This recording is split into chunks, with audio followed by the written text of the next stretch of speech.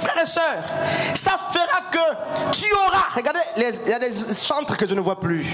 Alors, les pasteurs, vous avez appelé? Vous avez pris les nouvelles? Ou bien vous voulez associer les autres autour de vous? Yeshua n'a pas dit aux apôtres, j'ai trouvé du poisson, allez chercher le bois. Non. Il n'a pas dit, j'ai trouvé du poisson, allez chercher les allumettes. Non. Il a réuni tout seul et il a dit, venez manger. Vous voyez que nous sommes promptes à parler. La sœur Warren, je ne la vois plus. La sœur Jessica, je ne la vois plus. La sœur Inter, je ne vois plus. La sœur Inter, je ne vois plus. Ouh, bon discours. Combien de temps prends-tu pour aller chercher, à interroger ce qui ne va pas? Mais tu prophétises beaucoup, tu parles beaucoup, tu pries aussi beaucoup. Mais est-ce que tu appelles, même de temps en temps, même quand c'est les unités qui restent là, les 2 francs, envoie ça, est-ce que tu prends? En fait, tu es devenu un journaliste du constat. Il n'est pas là, elle n'est pas là. Je constate que pas d'action que tu apportes, des actions concrètes. C'est pourquoi Yeshua dit, je suis le bon berger. Et il dit, mes brebis entendent ma voix et me suivent. Mes brebis entendent ma voix et me suivent. Et l'une des voies du maître, c'est que lorsqu'une âme s'est convertie au ciel, il y a une grande joie. L'une des voies du maître, c'est que lorsqu'une âme est perdue, les pasteurs doivent aller chercher. David l'a fait. 1 Samuel 17. Vous devez aller chercher en tant que pasteur. N'attendez pas vous associer aux gens, frères.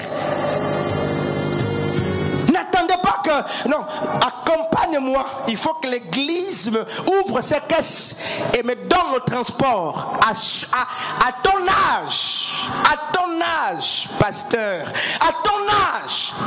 Et Jésus avait pris le feu là dans la caisse de l'église. Est-ce que Jésus avait pris les allumettes dans les caisses de l'église? Ah, frère. Que Dieu nous aide là. Il y a un problème, un sort de Yann, que Dieu nous aide.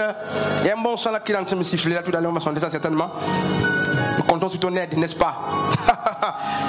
Yeshua le bon berger. Regardez, vous mettez votre confiance sur un pasteur et demain vous entendez qu'il a.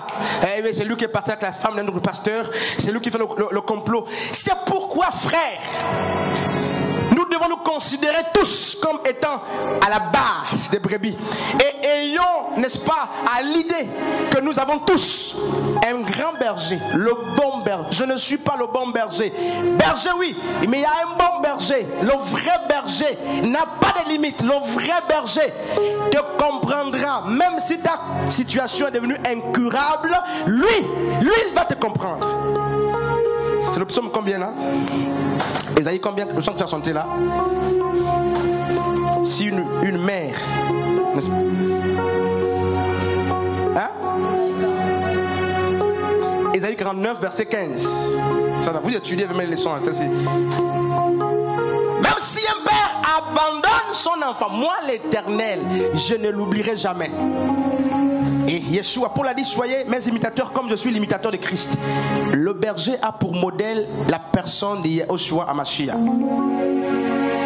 Frères et sœurs, n'attendez pas qu'on vous soigne ici, qu'on appelle les anciens, venez, on va mettre l'huile sur la sœur Jessica. Et après l'huile, tu vas te lever. N'attends pas que les anciens te disent, viens ici, on va t'imposer les mains, on va te reconnaître. Non, tu es potentiellement pasteur d'après le Seigneur. Tu dois veiller sur les autres.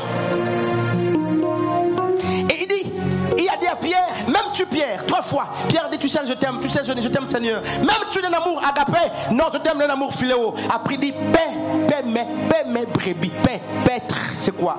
Paix. Écoutez, il n'a pas dit juste les saints, n'est-ce pas? Permettez l'expression des brebis. Il dit paix mes brebis.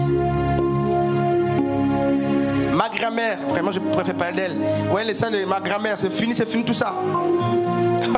Parce qu'elle a beaucoup nourri les enfants, tout ça. C'est fini.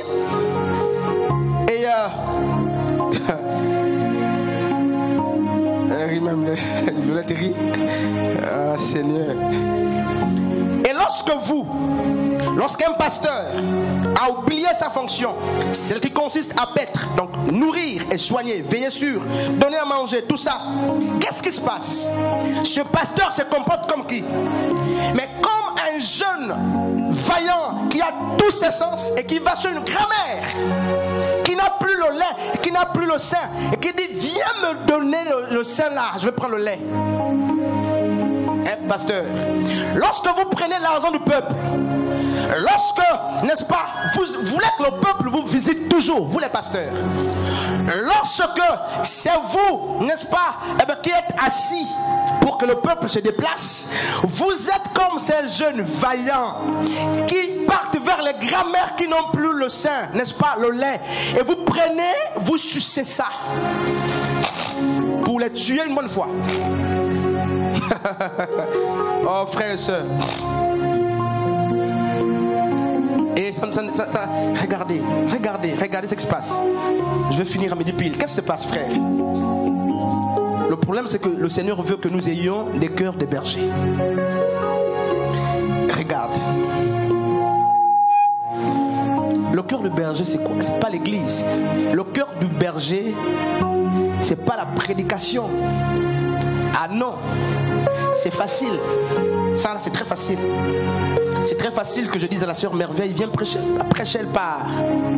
Et là, vous n'allez jamais voir le poids du ministère par la prédication.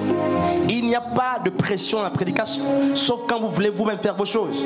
Ça, c'est Dieu qui vous donne. Et là, ne venez pas pour dire que je prêche tout le temps, je suis pasteur. Non. Quand la Bible dit vous êtes des pasteurs, en fait, Yeshua, dans Jean 21, disait à Pierre que prends ton salaire que tu gagnes quand tu vends le poisson. Vous savez pourquoi ils ont compté les poissons? Parce qu'on s'est départagé ça.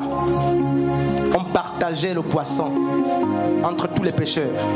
Donc Yeshua est en train de dire à Pierre que paie mes brebis. Il voulait dire quoi? C'est pas garder le mot sur le sens spirituel. Ça c'est la parole. Ça c'est la nourriture. Oui, dans Jean 4, Yeshua dit ma nourriture est de faire la volonté du Seigneur. Et dans Jean 4, plutôt Matthieu 4, Luc 4, Yeshua dit l'homme ne vivra pas de pain seulement. Hein, Matthieu 4, 4 là-bas.